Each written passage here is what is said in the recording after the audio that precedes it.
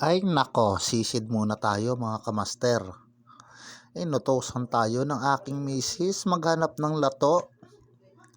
Ayun, habang naghahanap tayo ng lato, wala tayong makita. Kaya hanap lang, hanap ng hanap.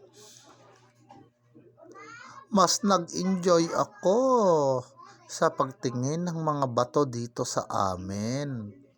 At saka yung mga isda na paharang-harang sa aking harapan. Ayun, mga dalagang bukid. Ngayon, ang dami nila magkakasama. Siguro mga marites yun. Ay, hanap muna ulit tayo. Baka mapagalitan tayo ni misis.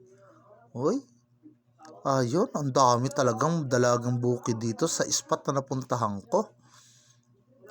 Bakit wala ako makita ditong lato o sea grapes?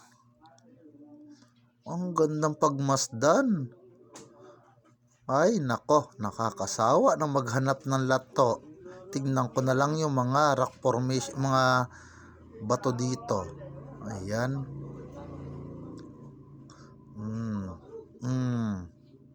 Diba? Ang gaganda. Diba? Yun. Mga dalagang bukid, ang daming nakaharang sa akin. Ayan. Hanap pa rin tayo ng lato o sea grapes. Nag-request ni Mrs. Wala talaga tayong makita. Ahon na nga tayo. Ahon na tayo ng bangka. Bahala na siya, magalit man o hindi. Basta tayo, uuwi na.